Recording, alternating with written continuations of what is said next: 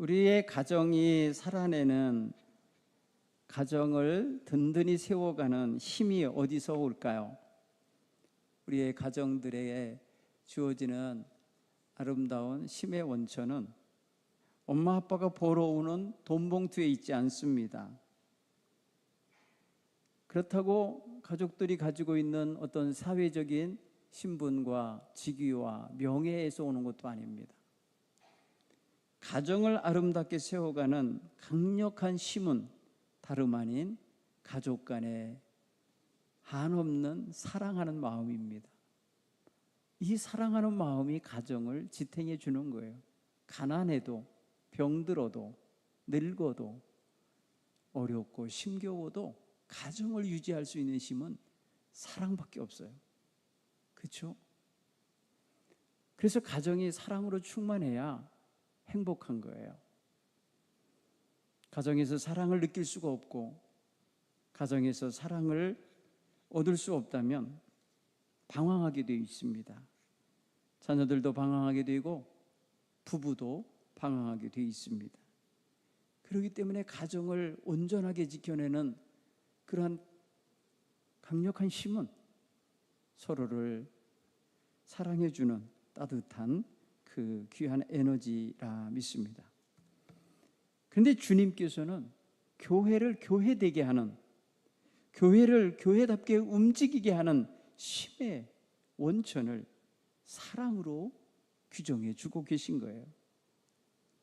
교회가 교회답고 교회 다니는 사람들이 그리스도의 제자다운 그런 품격과 그런 아름다운 모습이 나타나게 하는 것은 바로 서로 사랑하는 마음과 사랑하는 신앙 실천에서 나오는 것이죠.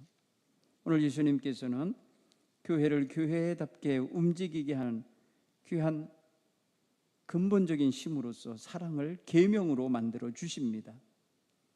계명이라는 것은 하나님께서 우리 하나님 백성에게 주시는 명령이고 법도이고 그것은 하나님의 뜻이 담긴 하나님의 말씀이기에 하나님의 백성은 그 계명을 삶의 기준으로 삼아서 살아야 되는 거예요.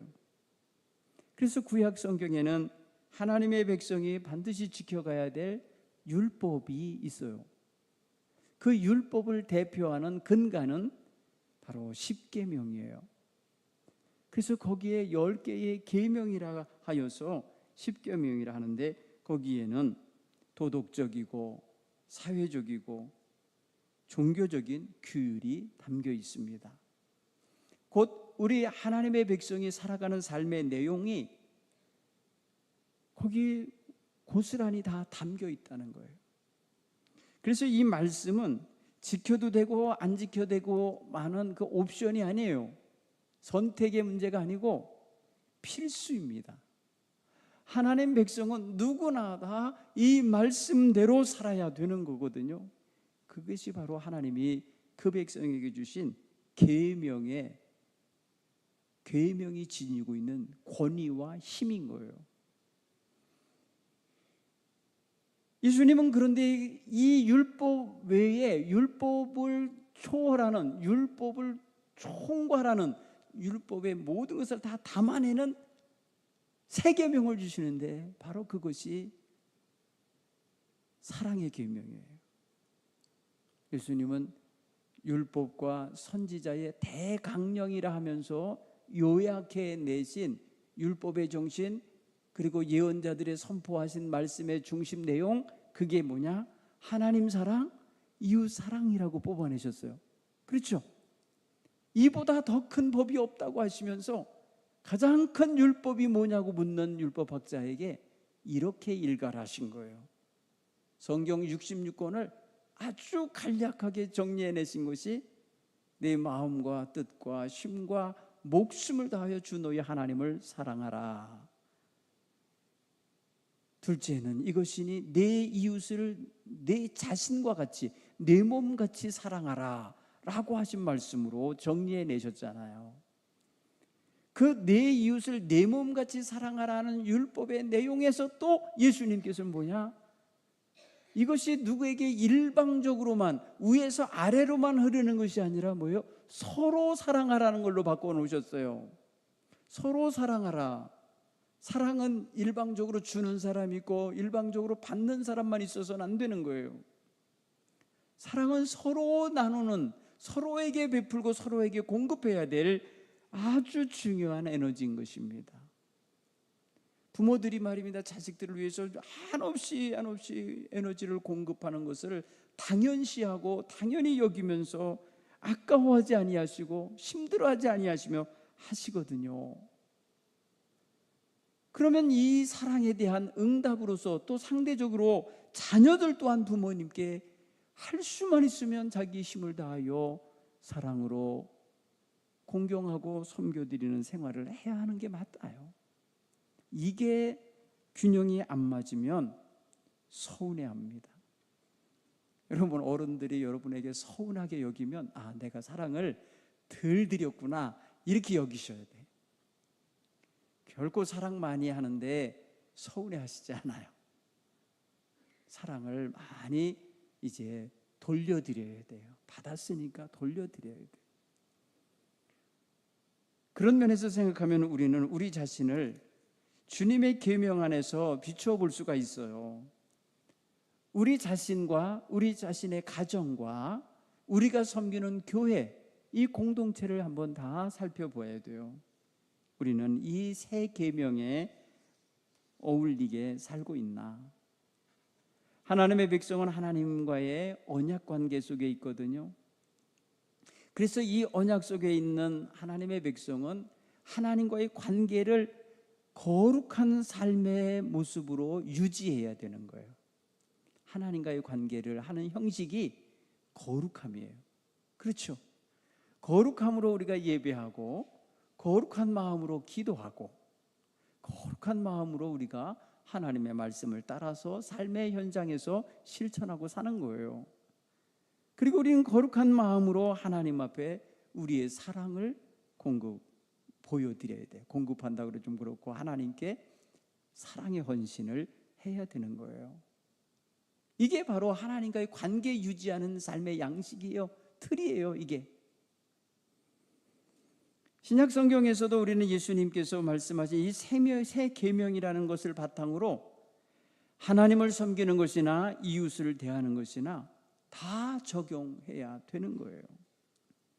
예수님은 모든 계명의 완성이 되는 하나님 사랑과 이웃 사랑을 가장 중요한 계명으로 세우시면서 강조하셨거든요. 그러니 이제 하나님이 세워주신 계명이든 예수님이 주신 새 계명이든 하나님의 백성은 그 계명들을 자신의 삶의 기준으로, 바탕으로 삼는 자세가 필요하겠다. 그래서 이 계명을 어떤 태도로 대하는지, 어떻게 반응하는지를 보면은 우리가 하나님과 이웃을 대하는 것을 헤아려 볼 수가 있게 되는 거예요. 하나님의 계명은 우리를 힘들게 하거나 우리를 얽매이게 하여 어느 한 테두리에만 맴돌듯이 만드는 굴레가 아니에요. 하나님이 우리에게 계명을 주셨다고 해서 우리가 자유를 빼앗기거나 우리가 세상살이를 하는 데 있어서 제한을 당하는 건 아니에요. 이 하나님의 계명을 가지고도, 이것을 지키면서도 우리는 얼마든지 하나님 주신 자유를 누릴 수 있고 사회생활이 가능하고 우리의 가정과 우리의 인간관계를 추스릴 수가 있습니다. 그러니까 하나님이 주신 계명을 우리는 불편하게 여기면 안 되는 거죠. 보통 여러분 이거 하지 마라 저거 하지 마라 그러면 애들은 굉장히 그게 불편스러워요. 근데 성인이 되면 하지 마라 뭐라 하는 말씀의 본뜻을 알기 때문에 그것이 불편하질 않아요. 하나님이 왜 뭐뭐는 하지 말고 뭐뭐는 하라 이렇게 하시면서 하라와 하지 말라의 명령을 우리에게 쭉 내려주셨나, 그걸 보면은 그 속에 담긴 하나님의 뜻을 알 수 있기 때문에 불편하지 않아요. 그 깊은 뜻을 헤아리면 하나님이 우리를 사랑하시기 때문에 이걸 주셨구나라는 걸 알 수 있어요. 하나님 자녀답게 살도록 유지시키려고, 하나님의 자녀답게 인간관계를 할 수 있도록, 하나님 자녀답게 가정을 세워내고 자신들의 삶의 현장인 사회에서 그 역할을 제대로 할 수 있도록 하시려고 사랑으로 주신 거구나 하는 걸 알아야 돼요. 여러분, 율법이 아무리 무겁게 느껴지고 힘들게 느껴져서 짐이라고도 하고 이렇지만은 아니에요. 율법의 근본 정신을 보면 하나님 사랑이 담겨 있어요. 하나님이 우리를 사랑하셔서 주는 거예요. 그러므로 이것에서 하나님의 사랑을 읽어낼 수 있는 사람은 하나님의 율법이 아무리 많아도 불편하지 않아요. 왜? 하나님을 사랑하는 자는 이미 그것을 능히 감당할 힘까지 가지고 있는 거예요. 따를 수 있고 순종할 수 있는 힘을 다 갖고 있는 거예요. 안 불편해요. 우리의 마음을 다스릴 수가 있어요. 여러분, 사랑하는 자식은, 부모가 나를 사랑하는 것을 깨닫는 자식은 부모님께서 자신을 위해서 꾸지람을 할지라도 달게 받아요. 꾸지람이라도 나를 사랑하셔서 눈물을 머금고 저렇게 하시는 거구나. 나를 아프게 하는 것이 즐기시는 게 아니라 나를 아프게 하는 것보다 더 많이 아파하면서 하시는구나, 이거를 알아요. 이게 철들은 자식들의 모습 아닙니까? 그렇죠? 성숙한 하나님의 백성은 하나님이 우리에게 주시는 계명을 무겁게 여기거나 불편하게 여기거나 귀찮게 여기지 않게 돼 있어요. 이런 초고급 신앙을 가지시기 바랍니다. 이게 멋진 거예요. 이게 성숙한 거예요. 이렇게 하나님을 사랑하는 마음으로 하나님의 계명을 듣고 읽고 받으면, 따라서 우리가 마음에 기쁨이 온다. 불편하지 않고 기뻐요.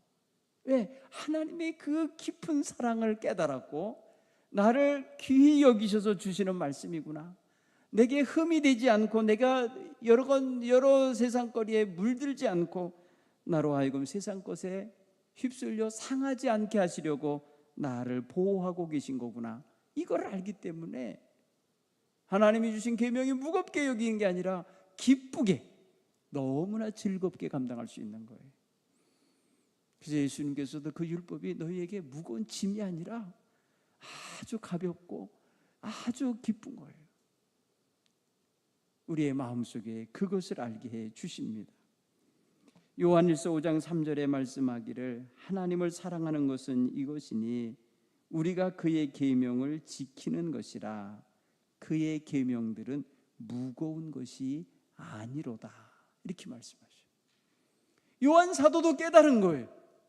예수님의 제자인 요한 사도도 하나님이 주신 계명은 우리를 사랑해서 주신 거예요. 그래서 이 계명은 무거운 게 아니에요. 여러분, 무겁다라는 개념이 어떤 거냐면 짐스러운 걸 말하는 거예요. 짐스러운 거, 거추장스럽고 감당하기 불편한 거. 마치 멍에를 맨 소가, 그 멍에가 소 목에 매여 있는 동안에 얼마나 불편하겠어요. 등짝에 커다란 짐바지를 갖다가 이렇게 묶어놓으면 얼마나 불편하겠어요. 그렇죠? 그런데 하나님이 우리를 사랑하셔서 주신 계명임을 깨닫고 그 계명을 지키는 마음이 기쁘면 전혀 무겁게 안 느껴진다는 걸 오늘 요한 사도도 깨달은 거예요. 오늘 우리도 깨닫게 되기를 바랍니다. 계명이 의무로 여겨지고 어떤 책무로 우리에게 다가와지면 짐스럽습니다. 그렇지 않습니까? 여러분, 가끔 우리가 국민의 의무 가운데 납세의 의무가 있어요. 납세. 뭐예요? 세금을 내는 거예요. 여러분, 세금을 내는 걸 기뻐하셔야 돼. 벌금을 내는 건 좀 불편하셔야 돼. 왜냐하면 여러분, 뭐 잘못해서 내는 거기 때문에 벌금 내는 거 말고 세금 내는 건 기쁘게 여기셔야 돼요. 아니, 내가 왜 세금을 내야 되냐고 그래요. 여러분, 우리나라는요, 소득세, 취득세, 그죠? 상속세, 무슨 뭐 이렇게 양도하면 양도세, 이런 것들이 국세로 국가에서 징수하는 게 있어요. 아니, 국가가 뭘 해줬다고 그러느냐고 그러죠? 여러분, 잘 생각해 보세요. 불로소득에 대하여 세금을 걷는 거예요. 상속받은 거, 부모가 고생해서 만든 거 자식이 넘겨받는 거잖아요. 자식은 거기에 땀 한 방울 안 넣는 거예요. 불로소득을 받는 거예요. 그렇기 때문에 세금을 내라는 거예요. 증여를 받았을 때도 마찬가지예요. 증여세 내라는 거예요. 그리고 여러분, 소득세를 낸단 말이에요. 소득을 얻는 동안 내가 한 달 동안에 월급을 달도록 일을 했는데 내가 땀 흘려서 버는데 왜 나라에서 그걸 소금을 가져가냐, 이렇게 말하는데 천만의 말씀이에요. 보세요. 여러분들이 전쟁이 난 상황에서 아무리 좋은 데 취직했다 해도 출근합니까? 나라가 안정이 되어야 직장 생활도 할 수 있는 거예요. 자기 가게도 운영하는 거예요. 농사도 짓는 거예요. 그러면 국가가 뭘 해줬느냐고요? 국방을 지켜주고 있잖아요. 안전하게 치안을 담당해주고 있잖아요. 그래서 국민들이 세금을 내야 그들에게 월급을 줄 거 아니에요. 우리 국민들은 자기가 짐스러운 건 무조건 안 하려고 그러는데 아니에요. 가만히 생각을 해보세요. 세금을 내갖고 지금 우리 노인들한테 노령연금 주는 거예요. 노인들이 뭘 했다고 받느냐고, 이러다가 나라 망하겠다고 여기는 걱정하는 노인들도 계셔요. 아니, 모든 사람들에게 할 일도 없이 할 일도 안 하는 사람들에게 계속해서 죽을 때까지 연금을 준다. 여러분, 우리나라가, 이 조그만 나라가 언제부터 그렇게 해요? 몇 년 안 됐잖아요. 그러니 자식들에게나 손주 손녀들에게 세금 내는 걸 당연하게 가르쳐야 돼요. 여러분, 이게 기쁘게 받아들여지려면 국민의식이 있어야 가는 거예요. 나라의 존폐가 위기에 놓인 사람들은요, 그런 나라는 세금 못 내요. 낼 것도 없거니와 안 돼요. 그래, 우리가 평화롭게 살고 있는 거 내야 되는 거예요. 편하게 자동차 타고 멀리까지 달려다니잖아요.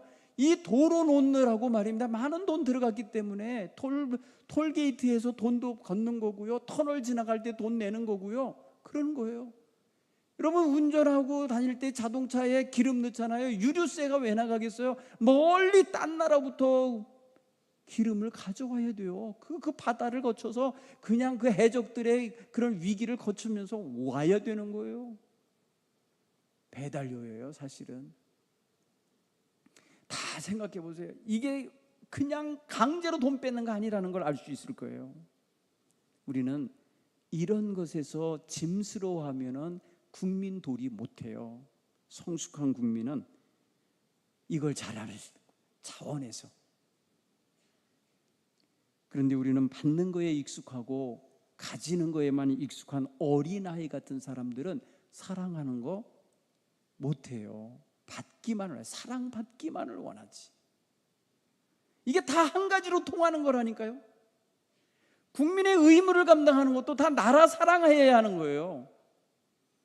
지금 우리는 그런 면에 있어서 좀 성숙한 국민의식을 가지고, 우리가 지금 개인과 가정과 교회 차원에서만 이야기를 했지만 국가 차원으로까지도 이 사랑의 정신은 확장돼야 되는 거예요. 국민으로서 나라를 사랑해야죠. 국민으로서 이 나라 국민을 사랑해야죠. 그게 중요한 거예요. 국가에게 대하여 요구하는 건 굉장히 많아요. 뭐 조그만 말입니다 해도 국가를 상대로 소송하는 사람 많아요. 물론 국가가 치안을 다 담당 못해서 당한 일일 수 있어요. 그럴 때는 억울하니까 할 수 있어요. 그거 다 뭘로 변상해 주겠어요? 국민들이 낸 세금으로 변상해 줘요. 결국 뭐예요? 나라가 혼란하고 치안이 어지러워지는 거 다 뭐예요? 국민 책임이에요. 국민들이 뒷수습한다니까요. 지금 정치인들은요 노는 거예요. 어떻게 보면은 지네들 입 가지고 말이에요, 국민들이 25만 원씩 나눠주자고 그러는데 뭔 돈으로 하겠어요? 그거 지네들 월급 깎아서 하겠어요? 빚을 내는 거예요. 국채를 발행하든지. 지금 무슨 그 추경을 한다고 그러는데 그 돈이 어디서 뭐 땅 파면서 나옵니까? 외국 사람이 줍니까? 결국은 뭐겠어요? 나라 빚인 거예요. 나라 빚은 지금 당장 안 갚으면 누군가가 국채를 사면, 어느 나라에서 사면은 그 나라가 내놓으라고 하면 갚아야 될 거 아닙니까? 뭘로 갚겠어요? 갚으라고 할 때 세금 내는 젊은이들이 세금으로 내야 되는 거예요. 결국은 보세요. 뭘 하나를 해도 다 국민이 책임져요. 그래서 우리나라 헌법은 이 나라의 주인이 누구라고 그럽니까? 국민이라고 하잖아요. 국민이 이 나라의 주인인 거예요. 그래서 내 나라 살림을 내가 내는 세금으로 운영하게 해야 되는 거예요. 다른 사람들은 다 관리인들이에요. 국민들은, 우리는 주인이고요, 공무원들은 관리인들이라고 여기시면 돼요. 국민들이 내는 세금 가지고 자신들의 업무를 감당하는 거예요. 그런데 국민들이 그 의무를 짐스럽게 여기고 안 한다. 여러분, 그러면 그 나라가 어떻게 되겠어요? 나라 사랑하지 않는 국민들이 되니까 국력이 약해지는 거고, 치안이 약해지는 거고, 국방이 약해지는 거예요. 그렇게 되면 당연히 우리는 어떻게 돼요? 다른 외적으로부터 힘을 잃게 되지 않아요? 위협을 당하게 될 거 아닙니까? 감당할 길이 없는 거예요. 트럼프라는 사람 한 사람이 그냥 말 폭탄을 막 터치니까 말이에요, 우리나라 아주 그냥 어떻게 할 바가 없어요 지금요. 네? 25% 철강 관세 매긴다고 그래요. 그동안 무관세로 나가던 거 25% 이제 100원어치 팔면 25원어치는 그 사람 줘야 돼. 그럼 우리는 125원에 팔아야 될 거 아닙니까? 그래야 정상이 될 거죠. 그만큼 안 팔리는 거예요. 비싸지니까. 저 사람들이 25% 올렸다, 100원짜리가 125원이 돼요. 그러면 미국 사람들이 덜 삽니다. 덜 사면 우리나라의 수출이 줄어들어요. 그렇죠? 그러니까 손해가 되는 거예요. 안 팔리니까. 그러면 미국 사람들은 좋으냐? 걔네들은 또 뭐예요? 트럼프 말 한마디 때문에 철 한 판 사서 쓰려고 그래도 100원이면 사던 걸 125원에 사야 돼. 지네 나라 인플레이션 올라가게 돼 있어요. 인플레이션이 나타나게 돼 있어요. 이게 그냥 되는 게 아니에요. 우리가 이 구조를 잘 보면은요, 약한 나라는요, 그래서 국민들이 세금을 많이 내는 나라는 누가 아무리 뭐 터쳐도 충분히 버텨갈 수 있어요. 왜? 자기들이, 국민들이 나라 사랑하는 마음으로 세금 잘 내고 많이 내고 이러면서 이제 국력이 강력해 보세요. 그들이 아무리 그렇게 관세를 높인다 해도 우리가 당당히 맞설 수가 있어요. 지금 이런 상황에 우리나라가 현재 놓여 있어요. 그러니 나라 사랑하는 쪽까지 가야 돼요. 그냥 나 한 사람 먹고 사는 데만 정신이 팔려 있다 보니까 국민의 의식이 너무 초라해지는 거예요. 너무 땅콩 속에 들어가 있는 사람같이 돼버리는 거예요. 그래서는 안 돼요. 이기적인 마음은 사랑의 적이에요. 사랑의 적. 사랑의 마음을 강탈해가고 뺏어가고 무너지게 하는 게 이기심이에요. 우리는 그래서 이 이기심을 이겨내야 돼요. 오늘 그 표본이 바로 누구냐? 예수님이에요. 그래서 예수님이 주시는 새 계명은 뭐라냐면 내가 너희를 사랑한 것 같이 하라는 거예요. 여기 기준이 뭐예요? 서로 사랑하라, 막연하게 서로 사랑하라가 아니에요. 예수님이 오늘 하신 말씀에 보면 내가 너희에게 한 것 같이 너희도 서로 사랑하라는 거예요. 기준이 있죠. 예수님이 하신 것처럼 하라는 거예요. 예수님이 어떻게 하신 거예요?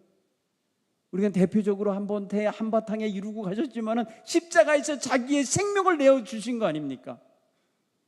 자기 희생인 거 아니에요. 여러분, 서로 사랑하는 데의 기본 방침의 바탕에는요, 희생의 정신이 있어야 되는 거예요. 희생. 올해 여러분, 우리가 너희도 사랑 안에서 행하라 말씀을 하면 자꾸 묵상하셔야 돼요. 그래서 우리 교회에서 무슨 일을 하든지 사랑의 마음을 가지고 십시일반 내가 한 숟갈 올리겠습니다, 내가 한 숟갈 거기에 참여하겠습니다 하는 것으로, 여러분 우리 성도들이 십시일반이란 말 아시죠? 10사람이 한 숟갈씩 뜨면은 한 그릇 된다 말이에요. 그렇죠? 10숟가락 뜨면 한 반이 된다니까 하나의 밥그릇이 나와요. 십시일반. 이게 사랑의 마음이에요. 우리 옛 조상들이요, 그렇게 가난하고 그렇게 미개하고 그렇게 낮은 사회의 삶이 아니었어요. 우리 민족이요, 예수를 안 믿었어도 십시일반 정신이 있었다니까요. 자, 그러면 기독교가 들어와서 예수의 사랑을 전하고 있는데도 이걸 더 못하면은 뭐 하는 거냐는 거죠. 기독교의 정신은 서로 사랑하라, 원수까지 사랑하라는 말씀을 받는 중인데, 예수님께서 내가 너희를 사랑한 것처럼 너희도 사랑하라 하시니 무슨 일이 됐든지 주님이 사랑하시듯이 사랑해 보자는 거예요. 가정에서 불편한 가족들이 있으면 그렇게 사랑하시는 거예요. 교회에서 또 직장에서 불편한 사람이 있으면 여러분 그렇게 사랑하는 거예요. 다 풀어질 줄 믿습니다. 다 화목하게 될 줄 믿습니다. 그러면요, 놀라운 은혜가 나타나요. 따뜻한 은혜의 역사가 나타나요. 이제 여러분 2월 마지막 주에는 우리 이제 사랑의 장학 헌금을 할 건데, 생각해 보세요. 우리의 교회에서 자라는 아이들에게 내가 사랑으로 정말 너 열심히 공부해라, 이렇게 사랑의 마음을 담아서 작은 액수라도 십시일반 정신으로 거기에 참여하는 것과, 아이고 내 자식도 아닌데 내 자식 공부할 때는 하나도 교회에서 준 거 없는데 뭐 지금 하겠다고 그래, 이렇게 비난하고 있는 거하고 어떤 차이가 있겠어요? 네? 제가 이번에 남천초등학교 졸업식에 장학금 전달하러 가서 얼굴도 모르고 이름도 모르는 아이들한테 장학금을 주면서 우리 교회가 이런 일을 더 많이 해야 되겠구나. 동부교회 장학금이라고 이름이 해서 나가요. 야, 교회에서 주는 건데 이렇게 빈약하면 될까? 그 1년에 한 번 졸업하는데, 그죠? 내년에는 좀 더 나갔으면 좋겠다 하는 그런 생각이 들더라고요.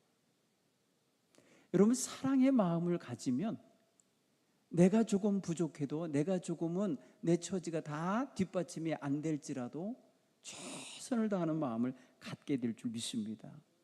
사랑은 놀라운 역사를 만든다니까요. 여러분, 사랑에 담긴 말 한마디만 들어도 굉장히 기분이 좋고 힘이 나지 않습니까? 말 한마디인데도 그게 돈입니까? 그게 떡입니까? 그게 밥도 아니잖아요. 그런데도 그 말 한마디에 힘을 얻는 게 뭐예요? 이게 인간이기 때문에 그렇다니까요. 인간이기 때문에. 그러니 우리의 이 거룩한 하나님의 형상을 닮은 인간들이 살아가면서 사랑하면서 사는 것은 너무나도 가치 있고, 너무나도 품격 있고, 너무나도 고상한 거라는 걸 알 수가 있어요. 그렇죠? 우리 사랑하는 성도 여러분, 올 한 해 사랑 많이 하시기 바랍니다. 사랑 많이 베풀며 살기 바랍니다. 무슨 일이 있든지 사랑하면서 사셔야 돼요. 지난 1월 달 신년 축복성회 하면서 셋째 날인가 제가 세상 떠난 친구 목사님과 그 가정이 갑자기 이제 사택에서 나와서 이사 나가야 되는데 집을 구하는데 어려움이 있다 했더니 그 마음에 감동이 되신 분이 도저히 할 수 없는 여건에 있는 그러한 예물을 드렸어요. 돌아가신 분의 것을 드렸어요. 저는 그걸 보면서요, 마음이 그냥 짠해지는 거예요. 이 한 생명이 세상에 있다 떠나면서 남긴 돈을, 큰 액수는 아니에요. 그런데 그 액수 속에 뭐가 담긴 걸 느끼냐면 사랑이 담긴 걸 느꼈다. 올 한 해 동안 우리가 살아가면서 정말 내 사랑이 담긴, 내 사랑의 마음이 담긴 뭔가를 한 번쯤은 좀 할 줄 아는, 그게 어느 날에 어떤 기회고 주어지든지 여러분에게 축복의 기회로 다가갈 수 있게 되기를 바랍니다. 이기적인 마음을 좀 이기셔야 돼요. 나만 아는 마음을 깨뜨셔야 돼요. 하나님이 사랑하는 자의 마음을 가지시기 바랍니다. 이런 사랑의 마음을 가진 자를 하나님이 사랑하신다는 거예요. 내가 그와 함께 하겠다는 거예요.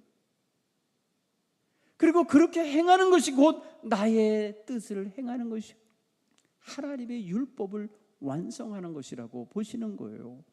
얼마나 멋진 겁니까 이게. 따라서 오늘 우리가 한번 따라해 볼까요? 사랑을 우리의 본분으로 여기자.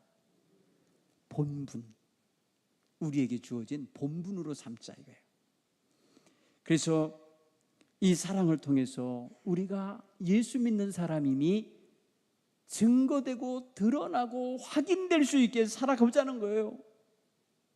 너희가 서로 사랑하면 이로써 너희가 내 제자인 줄 알리라. 너희가 서로 사랑하면 이로써 세상 사람들이 너희가 내 제자인 걸 알겠다는 거예요. 그러니까 세상 사람들을 상대로도 사랑을 해야 되겠죠. 우리랑 무관한 사람들에게도 하나님의 은혜와 사랑을 전달할 수 있어야 되겠죠. 여러분, 우리는 다 착하고 따뜻하고 고운 마음들 갖고 계셔요. 여러분 마음을 열어보면요, 이기적인 마음도 이렇게 껍데기 벗겨보면 사랑이 들어있어요. 나쁜 마음만 갖고 있는 사람 한 사람도 없어요. 착해요.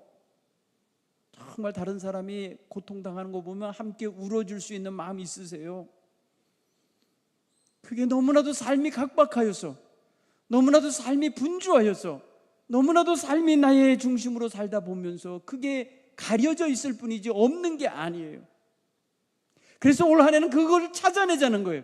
다 가려놓고 있는 것들을 전부 치워내고 그 본 마음, 하나님이 주신 그 따뜻한 그 사랑의 마음을 드러나게 하자는 거예요. 그게 앞으로 나와야 돼요. 그게 겉으로 드러나서 겉에서 그게 발현되어져서 자기의 삶의 전체를 주관해내는 힘의 원천이 되겠다는 거예요.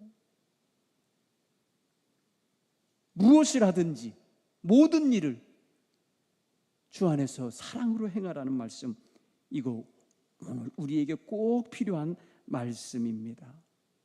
교회 안에서 실천해야 될 사랑이 어떤 것이 있겠어요? 교회는 정말 오랫동안 사귀고 오랫동안 서로 대하셨던 친근한 교인들이 있죠.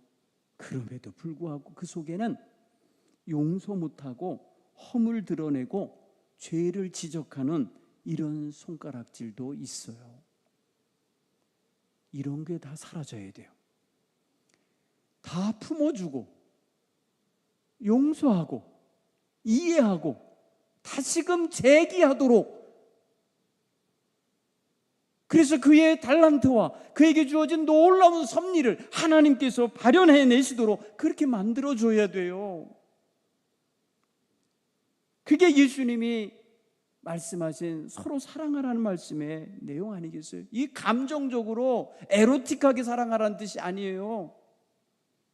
성적으로 사랑하라는 뜻이 아니라고요. 성숙한 하나님의 백성으로서 하나님을 닮은 사람들답게 살라는 거예요. 사도 바울은 골로새 교회에게 이렇게 권면합니다. 누가 누구에게 불만이 있거든 서로 용납하여 피차 용서하되 주께서 너희를 용서한 같이 너희도 그리하라. 여기도 누가 기준이에요? 주님이 너희를 용서하신 것 같이. 그리고 이 모든 것 위에 사랑을 더하라. 이는 온전히 매는 띠니라. 사랑하는 성도 여러분, 우리 서로 조금 허물이 보이고 약함이 보여도 그거 들추고 그거 아프게 해서 내게 유익할 게 뭐가 있어요? 우리 가족인데 그거 비난해서 내가 뭐 대단한 상급을 받아요? 아니면 무슨 딴 사람들한테 칭송을 받아요? 그렇게 말하고 그렇게 지적질 할 때 그 사람은 깎여요. 너는 어떠냐? 라고 말합니다. 나는 네 뒷모습을 안다. 여러분, 오히려 부메랑 맞아요. 그러니까 사랑으로 품으시고 용서하는 마음으로 대할 수 있게 되기를 간절히 축원합니다. 당사자들은 더더욱 깨달아야 돼요. 내가 용서받았구나. 내가 한없는 사랑을 받는 거구나. 내가 개과천선해야 되겠구나. 이 결단이 있어야 돼요. 아, 이래도 되는가 보네, 또 해도 되나 보네, 이렇게 나가면 이건 진짜 구제불능이죠. 그렇죠? 우리는 그러면 안 돼요. 허물과 죄를 용서받은 사람은 더더욱 겸손하게 이전과 다른 사랑의 사람으로 거듭나 사랑의 빚을 진답게 처신해야 될 줄로 믿습니다. 또 우리가 교회에서 할 수 있는 사랑의 실천이 어떤 게 있을까요? 자기의 몸과 시간과 물질을 들여서 구체적으로 섬기는 거예요. 오늘 정월 대보름이라고 몇 분의 가정들이 맛있는 밥을 해다 주셨어요. 좀 먹으면서 아, 이러면 안 되겠다, 얼른 신방을 가야 되겠다, 그거를 덜어서 담아서 정월 대보름인지 뭔지도 모르고 지내실 그 환자를 향해서 갔어요. 축복해 드리고 성도들이 주는 사랑의 밥이니 나눠 먹는다고 전해드리고 왔어요. 사실은 별것 아닌 것 같은 밥 한 덩어리지만은 우리는 사랑을 담아서 주면요, 이게 정말 세상을 다 얻는 것 같은 힘도 얻는다니까요. 그렇지 않습니까? 오늘 저와 여러분은 이 사랑을 구체적으로 실천할 수 있는 마음가짐을 가질 수 있게 되기를 바랍니다. 사도 바울은 갈라디아 교인들에게 편지에서 이렇게 말해줬어요.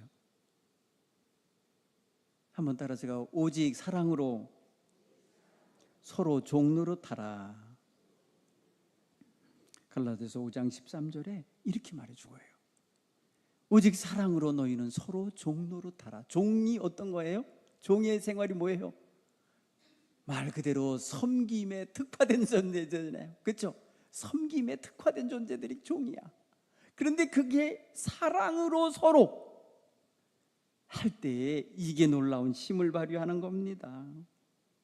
자기의 유익을 구하던 마음을 조금만 덜어내고 자기가 높아지려고 하는 욕망을 조금만 덜어내도 그 덜어낸 분량만큼 우리는 사랑할 수 있어요. 그만큼 다른 사람을 높여줄 수 있어요. 그만큼 자기를 희생할 수 있는 여지가 생기는 거예요. 자기 것으로 저 끝에까지 가득 찬 사람은 여지가 없어요. 남을 위하여 베풀 여지도 없고 남을 위하여 희생할 여지도 없어요. 그래서 마음이 각박해지는 거예요. 하나님이 내게 좀 더 은혜를 주시고 내게 좀 더 축복을 주시길 원하는 마음은 있지만 받은 바 은혜를 나누고 싶은 마음이 없으니 하나님이 주시겠어요? 제가 아버지라도 그러면 안 주겠어요. 할 수만 있으면 나누려 하고 할 수만 있으면 베풀려고 하고 할 수만 있으면 그것으로 사랑을 실천할 때 하나님은 그를 믿고 그의 청지기에게 마구 맡기실 것 같아요. 너 이거 가지고도 한번 해봐라. 이거 가지고도 내 일 좀 해다오. 이거 가지고 내가 하고 싶은 일을 네가 좀 대신 내 손이 돼서 행하라. 주님은 그런 기회를 주시는 거예요. 무작정 부자 되고 싶은 마음 갖지 마세요. 부자 돼서 어쩔 건데요? 그러지 마시라고요. 베풀고 나눌 줄 아는 마음, 그게 바로 사랑의 마음이에요. 남을 대접할 줄 아는 마음, 그게 사랑의 마음이에요. 사도 요한은 예수님을 생각하면서 제자들에게 이렇게 말합니다. 예수님, 그는 우리를 위해 목숨을 버리셨으니 우리도 형제를 위하여 목숨을 버리는 것이 마땅하니라. 여기까지 이끌어가요. 어디까지요? 주님이 하신 것처럼 죽는 데까지 간다는 거예요. 예수님도 말씀하셨어요. 친구가 친구를 위해서 목숨을 내어두는 것보다 더 큰 사랑은 없느니라. 그렇죠? 예수님께서 그러면서 너희는 나의 친구다 이렇게 말씀하셨다. 이제 이기적인 마음 다스려지고 베풀고 나누고 섬기고 싶은 마음이 자라나도록 마음의 여건을 조성하기 바랍니다. 이기적이고 각박한 마음을 잡초로 여기세요. 잡초, 뽑아내야 될 잡초라 여기고 사랑하고 베풀고 섬기고 싶은 마음을 꽃이라 여기십시오. 그래서 내 마음이 꽃밭이 되게 만들자는 거예요. 아름다운 꽃밭, 향기로운 꽃밭, 따뜻한 꽃밭이 되도록 만들어 보자. 올 한 해 우리는 이런 모습으로 살아내는 것이 하나님이 원하시는 거예요. 그래서 하나님께 기도할 때마다 하나님, 우리 성도들의 마음을 가리고 있는 이 딱딱하게 굳어지게 만들거나 빗나가게 만드는 저런 것들을 제해 주십시오. 말씀을 들을 때에 벗겨져 나가게 해 주십시오. 기도할 때에 쏟아져 나가게 해 주십시오. 하나님, 하나님의 영으로 치유하셔서 하나님을 닮은 마음 회복되게 하옵소서. 기도하게 되는 거예요. 끝으로 우리 교회가 세상에 대하여 사랑을 베푸는 가장 아름답고 멋진 모습은, 따라서 해볼까요? 빛과 소금처럼 쓰임 받아야 한다. 그렇잖아요? 우리 교회가 쓰임 받아야 돼. 빛으로서 소금처럼 필요한 자리에 쓰임 받아야 돼. 그래서 무슨 행사 위주의 어떤 행사에 갖고 이벤트 하는 게 중요한 게 아니라 그 이벤트를 통하여, 그 행사를 통하여 그리스도의 사랑이 빛나도록, 우리를 통하여 그리스도의 향내가 퍼지도록 이렇게 만들어 가야 돼요. 오늘 우리 성도님들의 마음에 그러한 삶을 살고자 하는 결단이 있기를 간절히 축원합니다. 말로만 하면 안 된대요. 그렇죠? 아니, 배고픈 사람에게 빵을 주면서 이거 드세요라고 하는 게 맞지, 야 가서 배부르게 먹어, 이게 되느냐는 거예요. 먹을 게 없는 사람한테, 덮을 것이 없어서 추위에 떠는 사람에게 야 가서 좀 옷 좀 더 입고 나와, 춥지 않게 해, 덥게 해, 말만 하면 되겠냐는 거예요. 이게 오늘 이 야고보서 기자가 그걸 지적해 주는 거예요. 누구든지 형제나 자매가 헐벗고 일용할 양식이 없는데 그에게 말하되 평안히 가라, 더웁게 하라, 배부르게 하라 하면서 몸에 필요한 것을 주지 아니하면 무슨 유익이 있느냐는 거예요. 그 말에. 그러니까 말로 하는 것보다 이거 별거 얼마 안 되는데 이 떡이라도 먹고 힘내세요 하는 거 하고, 먹을 거 주머니에다 숨겨놓고 나 이따 저녁에 먹어야지 해놓고 그 사람 보러 가서 좀 배불리 먹으시오, 왜 굶고 있어, 이렇게 말하면 안 돼요. 그래서 할 수만 있으면 여러분 베푸셔야 돼요. 누구랑 밥자리에 나가면요, 할 수만 있으면 내가 돈 내려고 하셔야 돼. 돈 내려고만 하는 게 아니라 진짜 내야 돼. 아시겠어요? 제가 어제 아침에 성시와 이사회 원래 기도회 하고 회의 끝나고 국밥집 가서 밥을 먹는데 한 절반쯤 먹었는데 우리 권사님 한 분이 오셨어. 오늘 그날 내가 사는 당번 날이야. 그 누가 냈겠어요? 세상에, 시키지도 않았는데 우리 김정희 권사님이 툭 내고 가시더라고. 주인이 부르러 와가지고 저한테, 목사님 저분이 목사님 밥값을 냈어요 그러더라고. 그랬냐고. 제가 모든 사람들 보는 앞에서 거기서 밥상에서 권사님 감사해요. 권사님 감사해요. 이른 아침에 이렇게 접대해 주셔서 감사해요. 그랬다니까요. 여러분 멋지지 않아요? 그렇죠? 오늘 우리 사랑하는 성도 여러분, 어디 가서든지 작은 것이라도 베푸는 자리에 서시기를 간절히 축원합니다.